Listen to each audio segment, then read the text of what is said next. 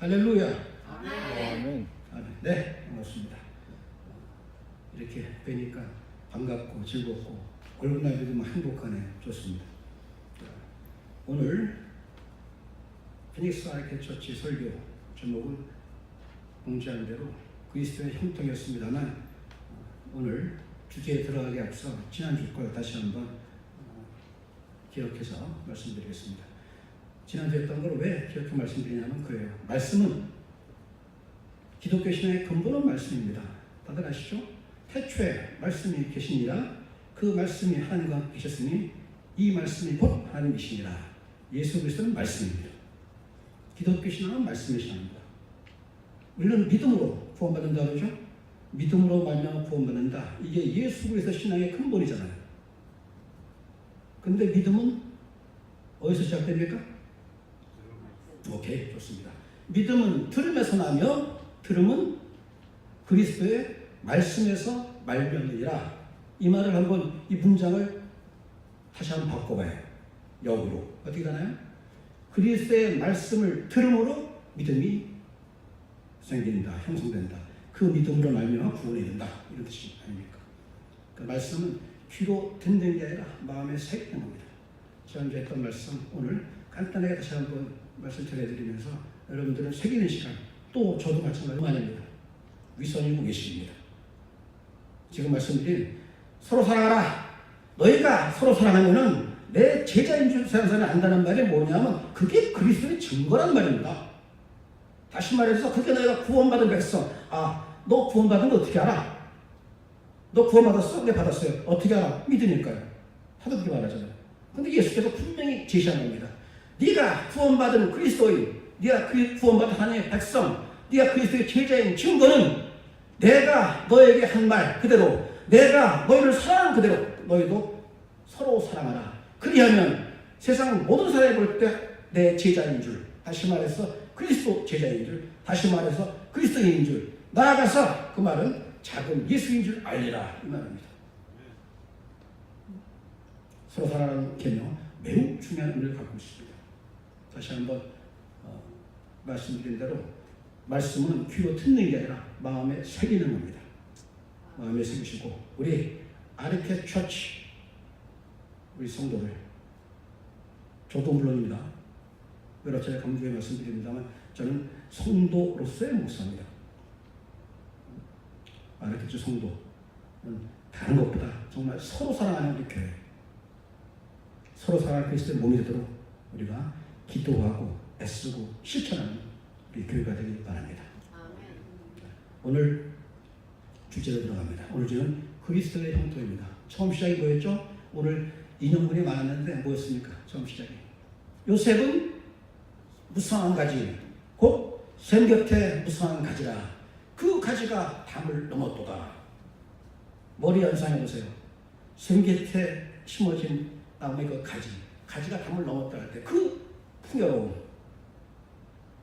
그 결실 아름답지 않습니까?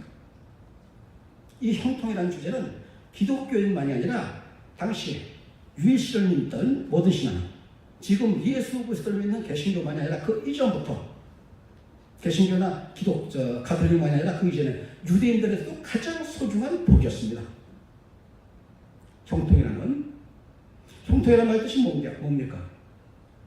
형통은 일반적인 사전적인 정의를 이렇게 말해요. 형통은 모든 것이 원하는 대로 바라는 대로 되어진다. 그 이상 복이 어딨습니까? 모든 것이 원하는 대로 바라는 대로 되어지다. 이 이상 복이 없잖아요. 우리 이제 하나님의 큰 복은 이런 걸 많이 이해들어요. 때에 따라 비를 내려주신 하나님의 은혜, 할렐루야 감사합니다 많이 얘기하잖아요. 그렇죠? 근데 때에 따라 특히 피닉스 날씨 때에 따라 비 내려주지 않잖아요. 스프링클러 없으면 다 말라 죽겠어요. 저는 요즘 일가 중에 중요한 일가가 아침에 일어나면 제일 먼저 정원에 나가서 물 주고 보면서 그때 말씀드렸지만 안타까워. 죽어가는 나무 보면 그냥 다 타가지고 이게 만지면 부서져요. 그러니까 이제 이사하면서 그 시간 동안 아마 그 이전 주인도 꺼놨고 또 저희는 저희대로 몰랐고 이러는 바람에 방치해 둔 것 같아요. 방치하면 좋습니다. 그래가지고 많이 죽어가는 거 보니까 마음이 아파요. 그러면서 이제 그냥 이 물가 비싸다는 피닉스에서 한 번 본 것도 그런데 아침에 나갔다 낮에 이제 햇살이 떼고 나면 저녁 다 말라버리잖아요. 물이. 그럼 또 나가요. 계속 노란 그 잎이 다 타들어가는 거 보니까 아픈 거야. 그러면서 계속 아침 저녁을 주고주고 하다 보니까 뭘 받는지 알아요? 살아나더라고요. 탁한 잎 속에 한 주 안에서 조그맣게 파란 잎이 살아나요. 그러면서 그런 생각을 했습니다. 맞다. 이게 사랑인가 보다. 죽이는 것도 살리는 게 사랑인가 보다. 보살피고 섬기고 했더니 사랑하구나 이걸 느꼈습니다. 동시에 이번 주 설교하고 뭐 준비하다가 동시에 떠오른 게 그거였습니다. 이렇게 아침 저녁으로 물줄 필요 없이 또 이 나무도 내 주인이 언제 와서 나 물 주나 목말라 죽겠는데 걱정을 염려할 것 없이 만약에 물가에 심기운 나무라면 얼마나 행복할까. 아무 걱정이 없잖아요. 내 주인이 아침에 이제 언제 와서 주려나 물 주려나 저녁이 되면은 나 저한테 또 물 좀 줬으면 좋겠는데 기다릴 필요 없잖아요. 물가에 심겨져 있으니까. 그게 형통입니다. 그게 행복이 어딨냐고. 그러다 보니까 형통의 복은 말씀드린 대로 기독교인, 가톨릭, 유대인 빼라 모든 종교들이 가장 바라는 복일 겁니다. 형통의 복. 자, 우리 성경 인물을 두고 이제 이름 정하는 거 많이 하잖아요. 성경 인물 놓고. 그래서 다윗도 있고 뭐 저 어디죠? 서울의 아무개 교회 그 목사님은 조다윗이래요. 조다윗 왕이라는 거죠. 조용기 목사는 대기 쪽 그래갖고 조다윗이라고 뭐 등등 요즘은 그 말을 안 쓰지만 뭐 그래요. 다들 그 성경 인물 쓰고 많이들 이름을 정해요. 그 중에 제일 많은 이름이 뭔지 아세요? 남자 이름으로? 요셉. 혹은 요셉이 한자락이 안 되니까 요셉이 가장 많은 이름 중에 하나입니다. 여자는? 여자의 이름 중에 제일 많은 게 뭔지 아세요?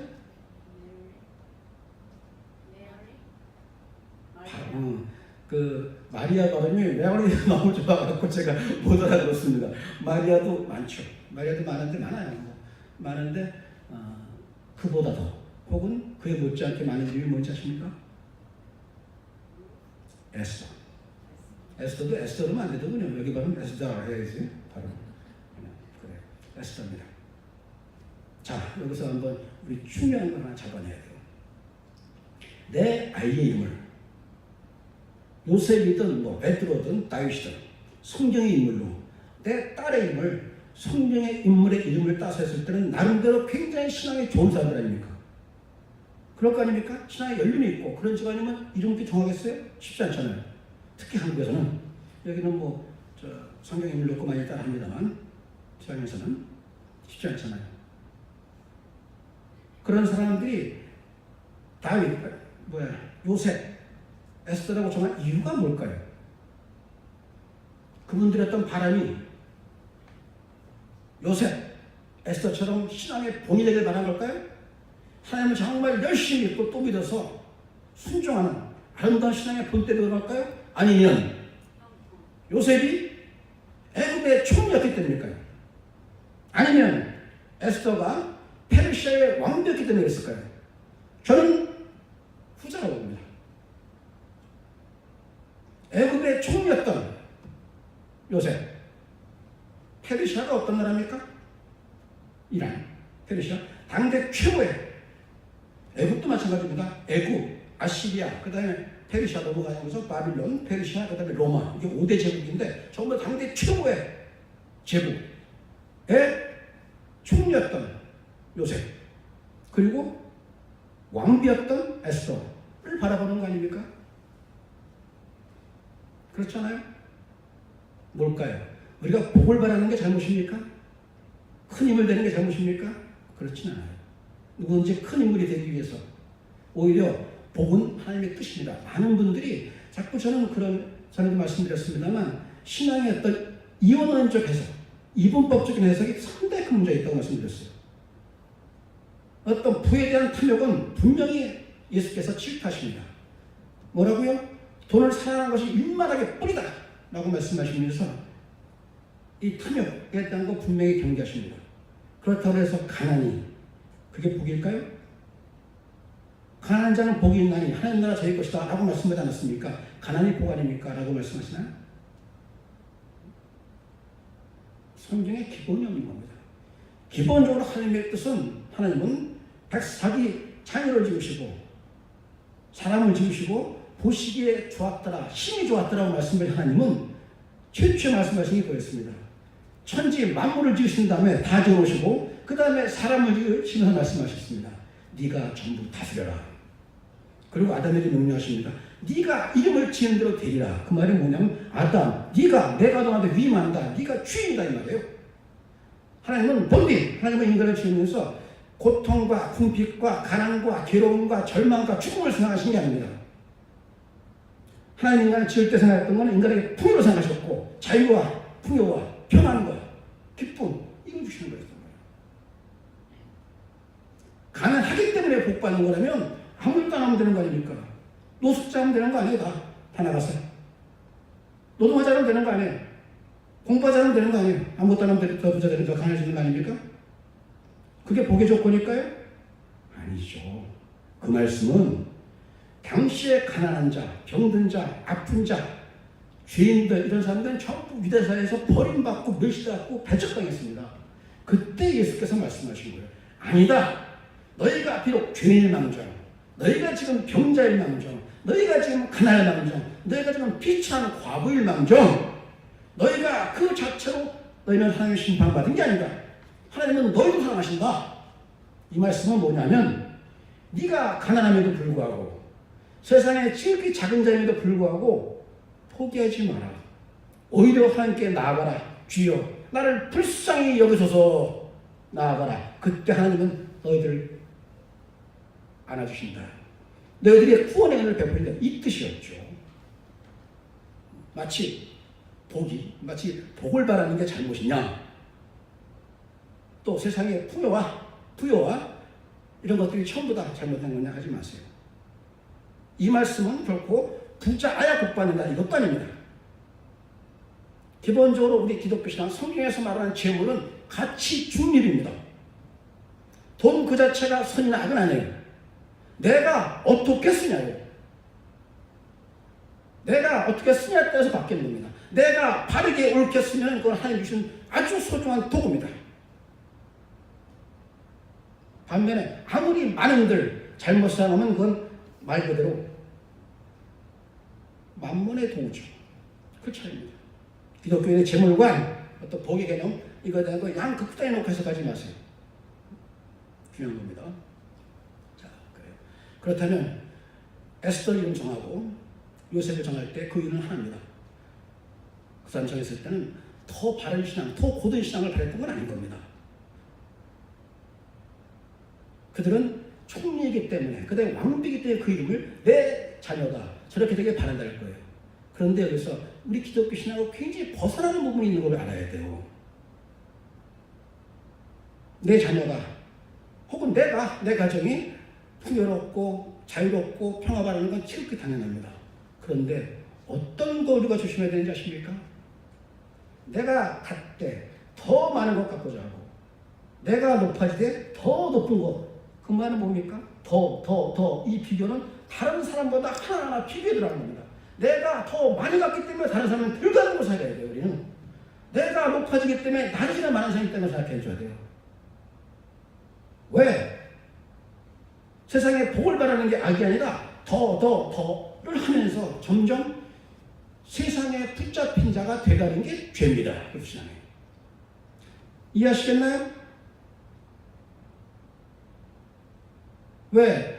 에스더나 이름 정하고 요새 이름 정하는 거 그 자체가 나쁘다는 게 아니라 그 복을 구하는 자체가 아니라 그 마음속에 있는 더 많은 것, 더 높은 것 바라는 게 그게 뭡니까? 그게 탐심과 절망 아닙니까? 그렇잖아요?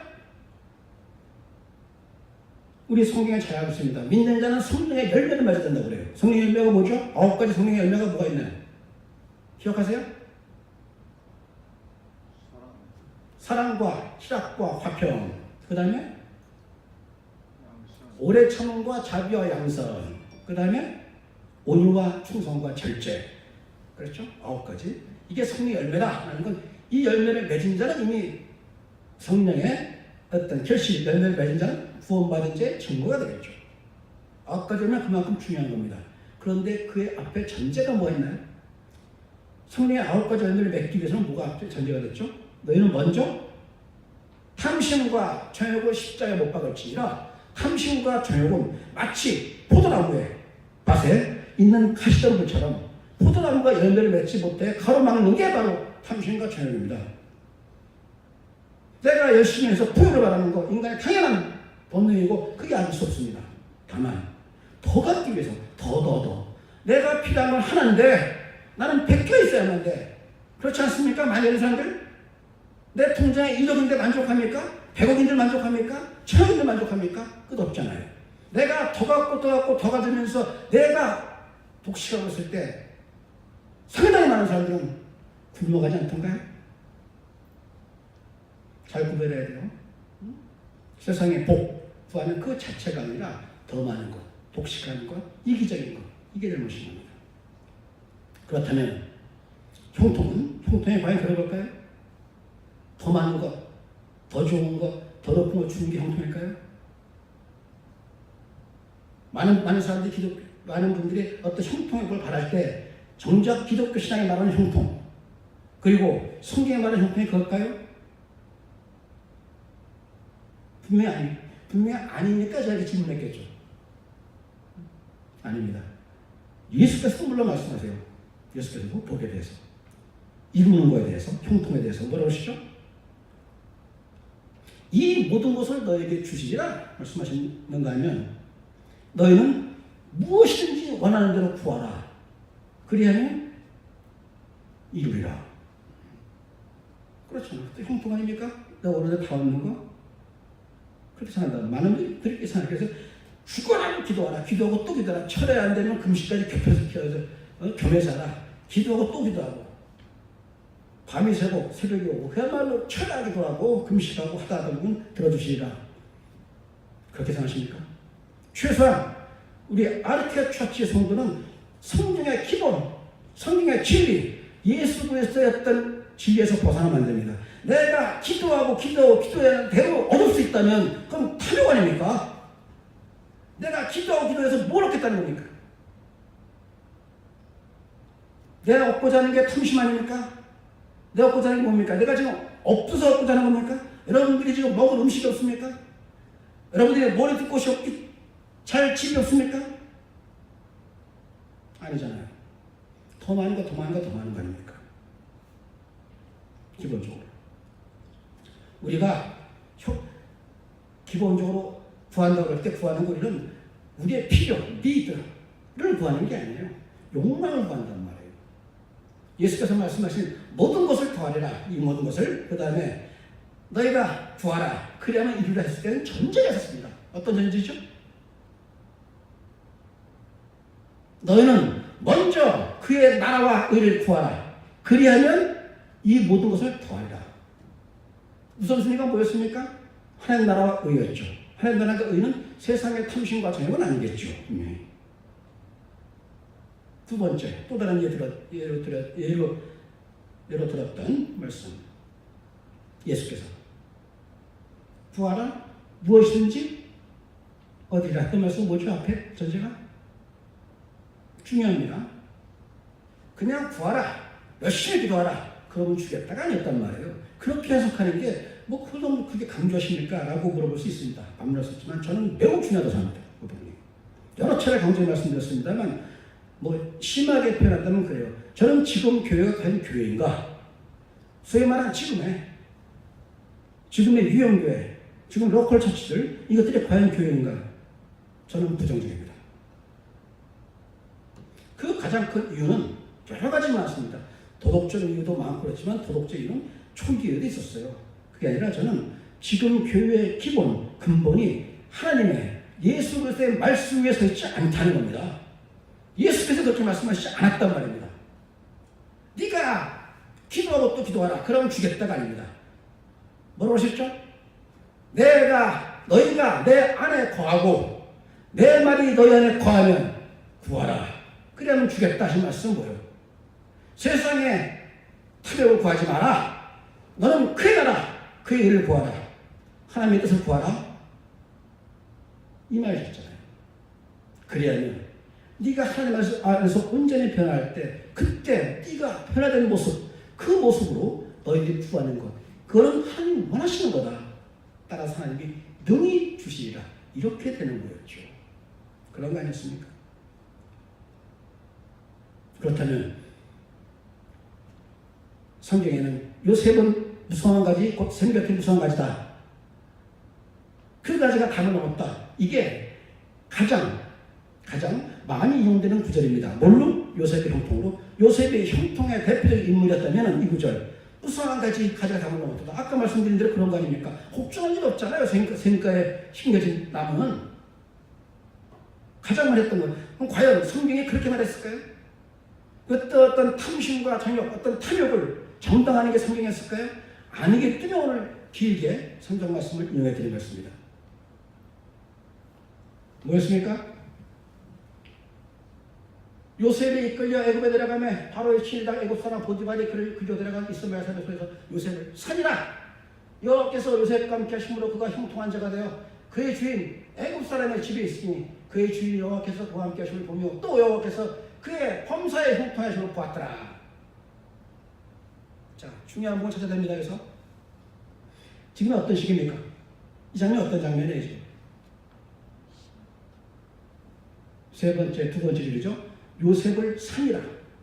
샀단 말이 뭡니까? 요셉이 종이 되는 겁니다. 종이라는 건, 종은 뭐죠? 남의 집에 가서 이 보수받고 일하는 겁니까? 아니에요. 종은 자기의 생명조차 자기 것이 아닙니다. 종에게는 명예가 필요 없습니다. 권리가 필요 없습니다. 죽으라면 죽는 겁니다. 생명에 대한 생사 여탈권마저 주의하게 되는 겁니다. 요셉이 누구였습니까? 야곱의 12자녀 가운데 야곱의 가장 큰 사랑을 받던 요셉 아니었습니까? 그 요셉만 성경에 채색옷을 입었다. 채색옷이라는 게 물감 드는 옷이죠. 지금은 물감 드는 옷 많잖아요. 그때 물감 드는 옷이라는 건 지금처럼 그런 게 아니에요. 개념이. 그때 옷에 하나 물감을 드리기 위해서는 요즘 말하는 밍크 코트를 보다 훨씬 힘든 겁니다. 귀정만 입을 수 있었어요. 그 옷을 아들 요셉에게만 입혔습니다. 가장 총애를 받던 요셉이 어떻게 된 겁니까 지금? 그 전 과정은 잘들 아시죠? 형들의 시기, 질투로 도단에 마른 우물가에 던져지죠. 그랬다가 미디안 상인들에게 발견돼 갖고 이제 종으로 팔리는 겁니다. 형들은 죽일라 그러다가 이제 그 마른 우물에 던진 이유는 왜 그랬을까요? 이렇게 살아나면 다시 살아나가지고 자기 아버지 야곱한테 가갖고 형들이 나 죽일라 그랬습니다. 그러면 큰일 나는 거예요. 그렇잖아요? 차라리 죽여야지. 이렇게 살아나가지고 아버지 저 형들이 나 몰래 유인해갖고 마른 우물에 갇혀서 죽일라 그랬어요. 근데 살아났어요. 이러면 다 죽는 거 아닙니까? 형들이 몰라서 살려줬을까요? 아닙니다. 당시에 구덩이에서 있다가 발견돼서 종으로 팔리면 종은 다시는 못 들어가죠. 이미 자기 생명이 자기 게 아닙니까? 다시 말해서 이 장면은 지금 가장 요셉의 절망적인 순간이었습니다. 그런데 성경은 뭐라고요? 그가 형통하니라. 이상하잖아요? 우리가 생각했던 형통은 전혀 다른 거 아닙니까? 그 다음 구절 볼까요? 이에 요셉의 주인이 그를 잡아 옥에 가더니 그 옥은 왕의 취수를 가두는 곳이었더라. 여호와께서 요셉과 함께 하시고 그에게 인자를 더하사 간수장의 은혜를 받게 하시며 간수장의 옥중기술을 다 요셉에게 맡김으로 이는 여호와께서 요셉과 함께 하십니다. 여호와께서 그를 범사에 형통하게 하셨더라. 아멘. 두 번째 이 문장은 어떤 상황입니까? 잘 아시죠? 요셉이 애굽 당대 최대 제국 애굽에 바로왕의 친위대장, 요즘 하면 경호실장이죠. 친위대장 집에 팔려갔어요. 팔려갔는데 당시 요셉은 성경에 나옵니다. 그의 용모가 출중하였더라. 아주 잘생겼답니다. 나이도 17살이었어요. 어리고 미소년이 잘생긴 이 요셉을 가만두지 않았던 겁니다. 누가? 보디발의 아내가 유혹을 했습니다. 요셉을 몇 번 유혹을 해도 요셉이 거절했습니다. 근데 한 번은 집에 아무도 없을 때 다시 한 번 또 보디발의 아내가 요셉을 유혹한 겁니다. 그때 요셉은 뿌리치고 나가면서 옷을 빼앗겼어요. 그러니까 보디발의 아내가 그 옷을 붙잡은 거예요. 옷을 붙잡는 걸 뿌리치고 나가니까 옷만 벗겨졌단 말이에요, 요셉이. 그러니까 이 보디발의 아내가 그 옷을 짚고는 지금 말한 겁니다. 저 히브리 종이 나를 능욕하려고 했다. 이렇게 하면서 지금 당연히 죽음의 위기에 처한 겁니다. 지금 5개 같은 게. 첫 번째는 종으로 팔린 겁니다. 두 번째는 지금 보디발의 아내의 누명을 입고 지금 5개 같은 죽을 위해 처한 거란 말이에요. 그런데 성경은 그가 형통하다고 해요. 무슨 뜻입니까? 무슨 뜻이에요? 잘 보셔야 돼요. 핵심 중에 핵심입니다. 여기서 형통하였더라 할 때 앞에 있죠. 여호와께서 그와 함께 하심을 보며 또 여호와께서 그의 범사에 형통하심을 보았더라. 뭘까요? 중요한 건 그와 함께 하심을 보며입니다. 두 번째 다시 보세요. 이는 두 번째 문장의 마지막 부분입니다. 이는 여호와께서 요셉과 함께 하시니라 하고 난 다음에 여호와께서 그를 범사에 형통하게 하셨더라. 뭡니까? 형통의 조건은 하나입니다. 여호와께서 함께 하시다. 무슨 뜻일까요? 이런 말이. 형통이 우리가 생각한 것처럼 내가 바라고 원하는 걸 얻는 게 아니라 지금 성경은 분명히 말하고 있는 겁니다. 오히려 내가 원치 않는 거였습니다. 내가 왜 오개같이 원했겠습니까? 요셉이 왜 그런 누명을 쓰고 오개같이 원했고 요셉이 왜 종으로 팔리기 원했겠습니까? 이방에 내가 원했던 게 아니잖아요. 그런데 성경은 그가 형통하였더라고 말합니다. 왜요? 여호와께서 함께 하심으로. 이게 성경의 형통입니다. 이게 그리스도의 형통입니다. 이게 기독교 신앙의 핵심인 겁니다. 함께 하심으로 형통하였더라. 무슨 말입니까? 그렇다면 왜 형통이라는 말을 다르게 쓰지? 똑같은 단어를 쓰면서 그럴까요? 형통이라는 말이 뭐라고요? 모든 것이 바라는 대로 원하는 대로 이루어지다. 이 형통이라는 말이에요. 똑같은 형통이라는 단어 쓰면서 이게 완전히 달라질까요? 이때 우리가 중요하게 붙잡아야 되는 하나의 팁이 있습니다. 중요한 팁? 잘 보세요. 모든 것이 바라는 대로 원하는 대로 이루어지다 라고 할 때 바라는 대로 원하는 대로 주어가 누굽니까? 그 하나에서 바뀌는 거예요. 모든 것이 내가 바라는 대로 원하는 대로 이루어지다 할 때 탐욕이 되는 겁니다. 반면에 모든 것이 하나님이 바라는 대로 원하는 대로 이루어진다. 그때 형통이 되는 거예요. 기복과 형통의 차이. 타락한 만몬의 신앙과 우리 하나님 나라의 신앙의 다른 차이가 바로 그겁니다. 내가 바라고 원하는 대로 이루어진다면 그건 탐욕의 복음입니다. 반면에 모든 것이 하나님이 원하시는 대로 하나님이 바라는 대로 이루어지다. 이게 형통인 겁니다. 아시겠습니까? 형통의 바른 의미가 성경이 말하는 여호와 하나님 말씀하시며 그 아들이신 예수 그리스도가 말씀하신 형통의 진정한 의미가 무엇인지 아시겠습니까? 하나님 함께 하신다. 하나님이 동행하신다. 이게 형통입니다.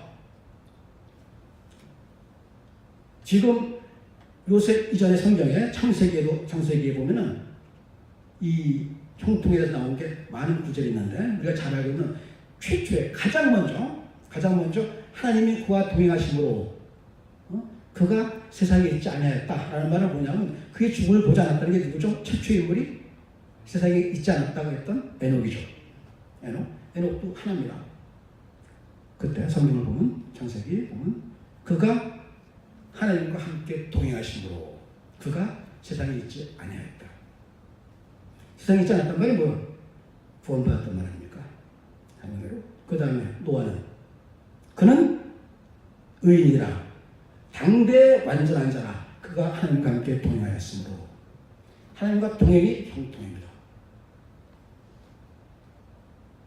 이해가 되시나요? 그렇다면 하나님과 함께 하시는데 하나님과 동행하신 형통이라면 그렇다면 나는 뭡니까? 성경은 분명히 나를 도구 삼아 하나님의 뜻을 이루는 게 형통이었단 말이에요. 그렇다면 인간의 몫은 무엇입니까? 하나님의 자녀라는 인간의 몫은 단지 하나님의 당신의 어떤 그 욕망을 만족시키기 위해서 하나님 바라시는 걸 이루기 위해서 단지 인간은 도구로 쓰이는 거에 불과한 겁니까? 잘 아셔야 돼요. 많은 분들이 나름대로 거룩과 경건을 강조하는 많은 분들이 그래요. 그렇습니다. 우리는 도구일 뿐입니다. 따라서 우리는 지극히 낮고 비천하며 등등 많은 수식어로 말합니다. 좋습니다. 상당히 도덕적일 수 있고 매우 영적일 수 있습니다. 근데 과연 그게 성경적인가 할 때 저는 아니라고 봅니다. 하나님의 목적은 너희 전부를 도구 삼아 나의 뜻을 주겠다. 마치 폭군 아버지가 아이들한테 내가 옳으니라 너 나만 따르면 돼 라고 하는 그런 하나님이 아닙니다. 하나님 형통 이루시는 이유가 뭡니까? 목적이 뭡니까? 자녀를 사랑하시기 때문입니다. 많은 분들이 형통의 의미 등등을 놓고 그렇게 본단 말이에요. 지금 말씀드린 대로 형통이 사람을, 나를 하나님의 자녀를 도구 삼아 하나님의 뜻을 이룬다 라고 할 때 그렇다면 사람의 역할, 가치 이런 건 뭘까? 그래서 성경은 낮아지고 비치는 자가 이렇게 낮아지고 섬기는 자가 되고 종이되라 말했나 보다 이렇게 해석하잖아요. 많은 경우에. 질문합니다. 하나님의 형통의 하나님의 뜻은 뭐였습니까? 요셉을 또 하나님의 뜻은 오늘 인용문에 나왔었죠? 그들을 강건하게 하라. 생육하고 번성하여 히브리인들이 애굽에서 생육하고 번성하여 강대하게 하기 위해서 그래서 뭘 만들려고? 하나님의 백성인 이스라엘을 만들기 위한 게 하나님의 뜻이었던 겁니다. 그래 오늘 인용문을 길게 말씀드린 거예요. 하나님의 뜻은 고센 땅에 히브리인들을 불러서 그들이 충분히 먹고 마실 수 있게끔 살게 하면서 생육하고 번성하게 한 겁니다. 그래서 불과 70명이 왔던 야곱의 자녀가 출애굽할 때는 200만이 됩니다. 얼마나 많은 관이 애굽의 황제까지도 걱정을 했어요. 쟤들이 저렇게 생기고 번성하다 보면 우리한테 큰 위협이 된다 정도로 그게 하나님의 뜻이었던 겁니다. 하나님 약속하셨던 너희가 400년 동안 이방의 땅에 있다가 나오리라 했던 그 약속을 이루신 겁니다. 이루시기 위해서 요셉을 쓰신 거예요. 400년 동안 노예를 만들라는 게 아니라 400년 동안 당시 어땠습니까? 이스라엘 가나안의 사정은 당시 가나안 말입니다. 전부 다 요셉에게 야곱과 형제들이 찾아간 게 뭐였습니까? 기근 때문에. 다들 기근? 물이 없어갖고 전부 다 기근 때문에 다 죽어가는 거였습니까? 생명하고 번성할 수 없는 상황이었습니다. 오직 애굽만 그랬습니다. 그때 하나님은 그 뜻을 이루기 위해서 요셉을 미리 부르겁니다. 요셉이 말합니다. 형제들에게 자기를 죽음의 어떤 불행에 빠뜨렸던 형제들한테 말합니다. 형님들이여 걱정하지 마소서. 당신들이 아니라 하나님이 보내신 겁니다. 나를. 당신보다 먼저 나를 이 땅에 보내셔서 하나님이 하나님의 뜻을 이루시고자 한 겁니다. 이렇게 말한 겁니다. 이해가 되시나요 지금? 형통에 대해서 말하고 할 때? 형통 하나님의 뜻을 이룬 거다. 그래서 결국 이스라엘 세우고 했던 하나님의 뜻을 이뤘다. 하나님의 형통입니다. 하나님의 뜻입니다. 그런데 중요한 건 여기서 우리가 제대로 알아야 되는 게 하나 있어요. 자, 만약에 요셉이 보디발의 종이었다면 아까 형통이라고 했을 때 그 상태에 머물렀다면 만약에 요셉이 누명을 쓰고 감옥에 갇혀 있었다면 이스라엘을 세울 수 있었을까요? 고센 땅에? 아니잖아요. 총리가 괴롭기 때문에 가능한 거 아닙니까? 예수께서 십자가에 죽는 거로 끝났다면 인류의 구원자이신 그리스도가 될 수 있었을까요? 아니잖아요. 십자가의 사망, 십자가를 이기시면서 사망 권세를 물리치시고 부활을 통해서 온 인류의 구원자로 오르신 거 아닙니까? 잘 아셔야 돼요. 많은 분들이 특히 기독교 신앙에서 도덕을 강조하는 많은 분들이 그런 말씀 많이 하세요. 영성을 강조하는 많은 분들이 물론 일정 부분 상당히 옳은 부분이 있습니다. 전부 틀렸다는 게 아닌데 핵심에서 벗어났다. 왜냐하면 제가 여러 차례 강조해 말씀드렸는데 이분법적인 사고의 어떤 오류, 그게 철학에서는 매우 맞습니다. 선과 악, 흑과 백 전부 구별할 수 있어요. 신앙은 그렇지 않습니다. 하나님은 선과 악까지도, 악까지도 하나님의 뜻에 따라 선으로 만드신 게 하나님입니다. 백과 흑, 흑과 백, 이것도 그럽니다. 더럽고 더러워서 아주 더러워진 흑도 하나님은 깨끗하게 하십니다. 어떤 것도 정해진 게 아니란 말입니다. 그렇게 인간의 이성이 판단하는 어설픈 이분법적 사고가 우리 신앙을 망치고 있어요. 기독교 신앙을. 그래요. 요셉이 총리였기 때문에 가능했습니다. 총리였기 때문에 기근에 다 죽어가는 자기 아버지와 그 11형제 전부 다, 그 다음에 70명 전부 식소를 데리고 올 수 있었습니다. 고센 땅에. 그래서 거기서 또 400년 지나는 동안에 가장 큰 민족으로 만들 수 있었던 거예요. 그래서 광야에 나오면서 가나안에 들어가서 하나님의 거룩한 백성, 성민이며 하나님의 선택한 선민 이스라엘이 세워진 거였습니다. 이해하셨나요? 제가 지금 말하고자 거는 형통이라는 거는, 요셉의 형통은 분명 성경에서 말했던 요셉의 형통은 가장 고통스러운 순간, 절망의 순간, 아픔의 순간이었는데, 그렇다면 우리는 형통을 생각할 때, 고난일 때, 아플 때, 힘들 때, 그때 형통이라고 말해야 되는 겁니까? 그럼 억지 부리지 말라는 말이에요. 힘들면, 고통스러우면, 아프면 전부 형통입니까? 고난은 전부 축복입니까? 그러면 축복, 고난 있고 축복이 돼야죠. 그런 건 아닙니다. 스스로 내가 어렵고 힘든 상황에 있을 때 자기 위로는 될 수 있겠죠. 고난 자체가 축복이냐, 고통 자체가 형통이냐 보지 마세요. 이거는 형통의 과정이었습니다. 뜻을 뜻으려고 하는 과정에서의 고난이었습니다. 그 다음에 형통의 결심, 결과는 뭐였습니까? 애굽의 총리가 돼서, 그렇죠? 하나님의 뜻에 따라 이스라엘 백성을 세우는 귀한 사명을 감당하는 것입니다. 결국 형통은 하나님의 선한 도구가 되어 하나님의 뜻을 이루는 겁니다. 그 길은 낮아지고 섬기는 자가 되고 비천한 자고 종이 되는 것에서 멈추는 게 아닙니다. 다시 한번 강조합니다. 이전에 말씀드렸는데 우리도 그렇게 많이 생각하죠? 기독교 신앙은 기본적으로 예수께서 말씀하신 대로 기독교 신앙은 기본적으로 낮은 자가 되라, 섬기는 자가 되라, 종이 되라, 끝이 되라, 이렇게 온유와 겸손의 멍에를 매는 게 기독교 신앙 아닙니까? 라고 많이 말씀하십니다. 그렇습니다. 기독교 신앙의 근본은 온유와 겸손의 멍에를 매지 않고 안 됩니다. 다만 그것은 온유와 겸손의 멍에를 매라는 것은 그런 의미가 아니었습니다. 낮아지고 빛이 나지고 섬기는 자가 되라는 거 머무는 게 아니었어요. 온유와 겸손의 멍에를 매라는 뭐냐면은 사랑하라는 계명을 주기 위해서였어요. 기독교에서 말하는 사랑은 뭐였죠? 내가 감정에 이끌린 대로 내가 좋아하는 대상을 좋은 감정으로 바라보는 게 사랑이 아니에요. 그 사랑은 그를 섬기는 게 사랑입니다. 섬기기 위해서는 그를 나보다 높여야죠.